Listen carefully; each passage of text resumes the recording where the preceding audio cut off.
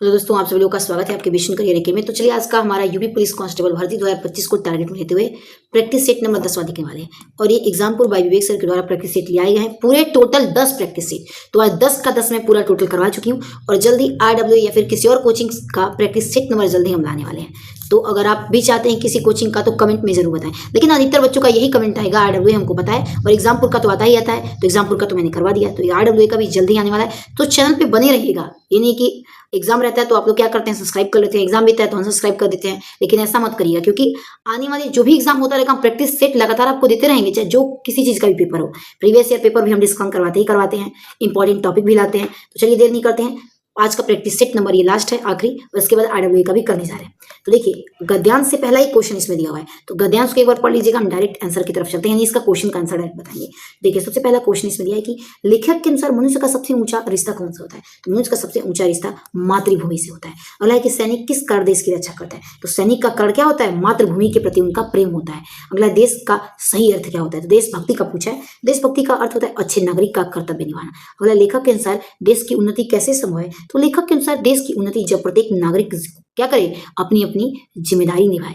अगला क्वेश्चन देखिए कि निम्न में से कौन सा देशभक्ति का एक रूप नहीं है। तो देशभक्ति का कर चोरी करना ये रूप नहीं है। अगला है कि कृष्णा सुबती का साहित्य अकादमी पुरस्कार उनकी किस कृति पर दिया गया। तो उन्हें जिंदगी नामा दिया गया था, उन्हें उनकी कृति पर पुरस्कार, और ये 1979 ईस्वी में आया था इनका कृति।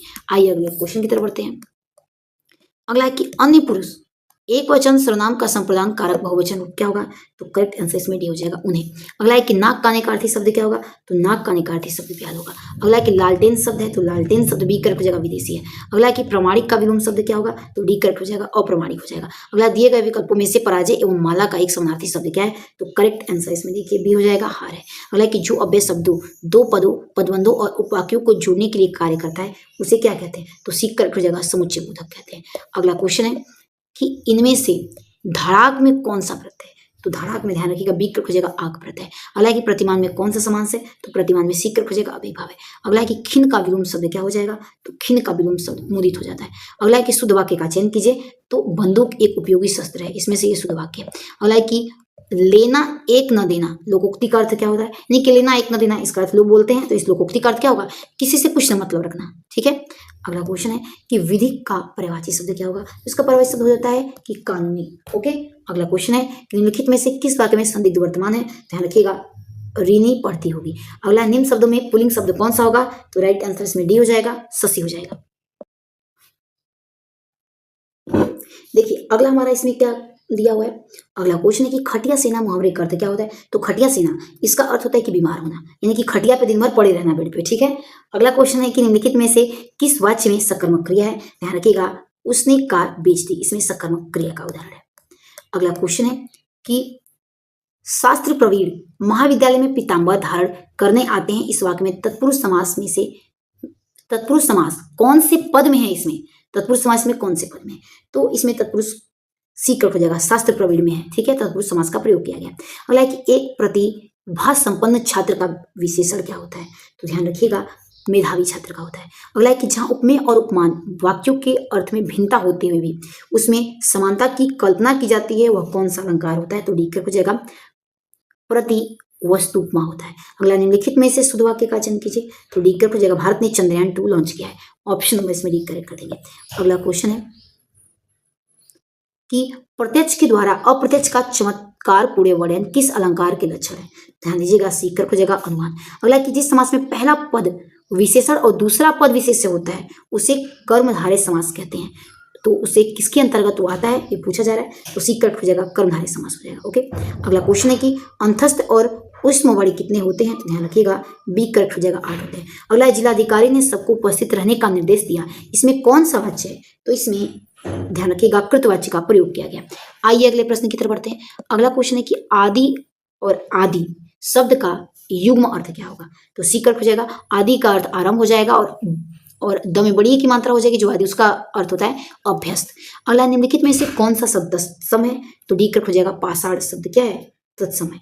अगला क्वेश्चन है कि अंक में स्थान पाया हुआ वाक्यांश के लिए एक शब्द, अंक में स्थान पाया हुआ इसका मतलब क्या होता है। तो होता है इसका अर्थ अंकस्थ होता है। अगला है कि रेहन पर रघु किस लेखक के उपन्यास है। तो रेहन पर रघु ध्यान रखिएगा बी करेक्ट हो जाएगा, काशीनाथ सिंह का है।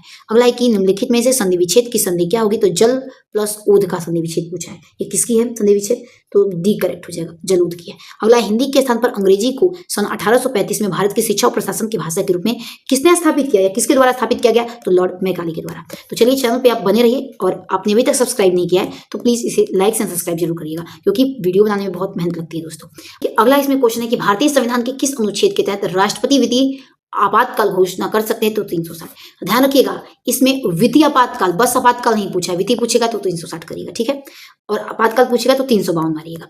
अगला है कि पुस्तक क्राइम एंड पनिशमेंट किसके द्वारा लिखी गई है, तो ये लिखी गई है फ्योडोर दोस्तोवस्की के द्वारा। अगला निम्नलिखित में से कौन जीएसटी का एक प्रकार है, तो डी करेक्ट हो जाएगा, आईजीएसटी है। अगला निम्नलिखित में से कौन सा गैर ट्रैफिक बाधा का उदाहरण है, तो गैर ट्रैफिक बाधा का उदाहरण कोटा होता है। अगला निम्नलिखित में से कौन सा कर प्रत्यक्ष कर है, ध्यान रखिएगा आयकर होता है। अगला जम्मू कश्मीर का सार्वजनिक सुरक्षा अधिनियम किस तहत के अंतर्गत आंतरिक सुरक्षा सुनिश्चित करता है, तो राइट आंसर इसमें ए हो जाएगा, यानी कि राज्य की सुरक्षा के लिए हानिकारक गतिविधियों करने वाले संदिग्ध व्यक्तियों को हिरासत में लेकर के। अगला क्वेश्चन है कि इंटरनेट के माध्यम से आतंकवाद फैलाने को क्या कहा जाता है, तो आतंकवाद फैलाने को कहा जाता है जो इंटरनेट के माध्यम से फैल रहा हो, यानी कि ऑनलाइन के माध्यम से, तो उसे साइबर आतंकवाद कहते हैं। अगला क्वेश्चन है कि भारत में सर्वाधिक बिजली उत्पादन में किस जीवाश्म ईंधन का प्रयोग करते हैं, तो ध्यान रखिएगा कोयला का उपयोग करते हैं। अगला है कि यह एक टूल किट है जो वित्तीय सेवाओं को लक्षित करता है और हैकर्स को अपना स्वयं का ट्रोजन मेलवेयर बनाने में सक्षम बनाता है, तो करेक्ट आंसर सी हो जाएगा, जीयूस हो जाएगा। अगला नीति आयोग का प्रमुख कौन होता है, तो नीति आयोग के प्रमुख प्रधानमंत्री होते हैं। अगला दक्षिण पूर्वी एशिया राष्ट्रों का संगठन का मुख्य उद्देश्य क्या है, तो इसका मुख्य उद्देश्य होता है आर्थिक विकास, सामाजिक प्रगति और सांस्कृतिक का विकास करना। अगला कि कौन सा भारतीय राज्य शास्त्रीय नृत्य कुचिपुड़ी के लिए प्रसिद्ध, तो कुचिपुड़ी के लिए प्रसिद्ध आंध्र प्रदेश है। आइए अगला क्वेश्चन है कि निम्नलिखित में से कौन सा स्टोन कैंसर का कारण है, तो स्टोन कैंसर का कारण अम्ल वर्षा होता है। अगला वो मुख्य कारण क्या था जिसके कारण 1971 में भारत और पाकिस्तान के बीच संघर्ष हुआ, यानी कि युद्ध हुआ या कि मतभेद हुआ कह सकते हैं, तो कारण क्या था मतभेद होने का, तो बांग्लादेश मुक्ति संग्राम था। अगला है कि 1978 में विमुद्रीकरण अभियान के दौरान जिस करेंसी नोटों का विमुद्रीकरण किया गया था वे कौन सी करेंसी थी, यानी कि कौन से नोट थे जिनका विमुद्रीकरण किया गया, कब, तो 1978 में। ध्यान रखिएगा ऑप्शन नंबर सी करेक्ट हो जाएगा, 1000, 5000 और 10,000। ओके, ऑप्शन नंबर इसमें सी करेक्ट आंसर हो जाएगा। अगला क्वेश्चन है कि राष्ट्रीय हरित मिशन का विलय किसके साथ किया गया, तो इसका विलय किया गया राष्ट्रीय वन रोपण कार्यक्रम के तहत। अगला है कि भारत और किस देश के बीच बोगोस सागर 2025 का अभ्यास आयोजित किया गया, तो बोगोस सागर ये भारत और ध्यान रखिएगा बांग्लादेश के बीच हुआ है। अगला है कि रावी का प्राचीन नाम क्या है, ध्यान रखिएगा रावी का प्राचीन नाम विपाशा है, ऑप्शन नंबर इसमें सी करेक्ट आंसर हो जाएगा।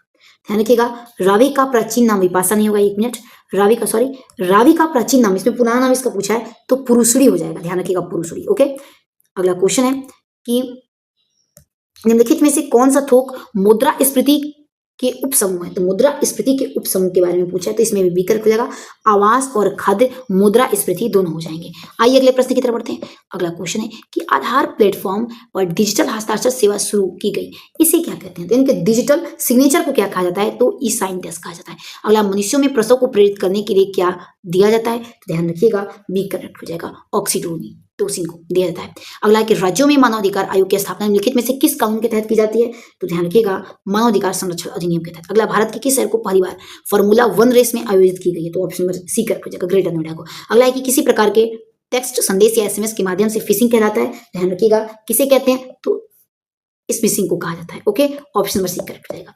अगला है कि उत्तर प्रदेश के राज्य ब्रिज का नाम क्या है, यानी कि यूपी का राज्य की ब्रिज क्या है या फिर राज्य ब्रिज क्या है, तो ध्यान रखिएगा एक करेक्ट हो जाएगा, अशोक है। अगला है Stockholm International Peace Research Institute के आंकड़ों के अनुसार 2020 से 24 के बीच में बड़ा हथियार आयातकर कौन था, तो सबसे बड़ा आयातकर था बी करेक्ट हो जाएगा, यूक्रेन देश था।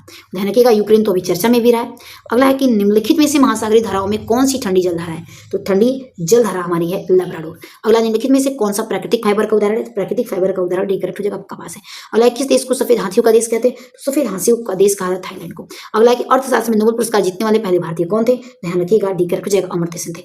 अगला क्वेश्चन है कि वैश्विक आर्थिक फोरम का मुख्यालय किस शहर में स्थित है, तो इसका मुख्यालय जिनेवा में। अगला भारत में किस नेता के जन्म दिन को शिक्षक दिवस के रूप में मनाते हैं, तो ध्यान रखिएगा एस राधाकृष्णन के जन्म दिवस पर हम शिक्षक दिवस सेलिब्रेट करते हैं। अगला फसलों के चक्रीकरण का अर्थ क्या होता है, तो इसका अर्थ होता है कि मिट्टी की उर्वरता बनाए रखने के लिए एक भूमि पर क्रमिक रूप से क्या करना, विभिन्न या फिर अलग फसलों को उगाना।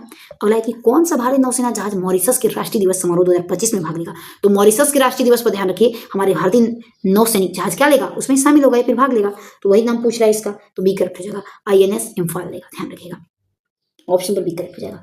अगला है कि 1757 में प्लासी की लड़ाई अंग्रेजों ने किस भारतीय शासक को हराया? तो अंग्रेजों ने हरा दिया था प्लासी के युद्ध में जो 1757 का हुआ था। और किसे हराया था अंग्रेजों ने, ये भी ध्यान रखिएगा, पूछा जा रहा है तो सिराजुद्दौला को। अगला है कि कौन से स्वतंत्रता सेनानी गीता रहस्य पुस्तक के लेखक हैं? तो गीता रहस्य इस पुस्तक के लेखक बाल गंगाधर तिलक जी हैं। अगला है कि कौन सा शोध डिजाइनर एक निश्चित समयावधि में समान विषयों का अध्ययन करता है? ध्यान रखिएगा, एक रख जाएगा अनुदैर्घ्य। ओके। अगला है कि बैरोमीटर वायु दाब मापने के लिए जैसे कि थर्मामीटर किसके लिए? जैसे कि बैरोमीटर से वायु दाब मापते हैं, तो थर्मामीटर से हम लोग क्या नापते हैं? तो ये सिंपल सा है, तो इससे हम थर्मामीटर से तापमान मापते हैं।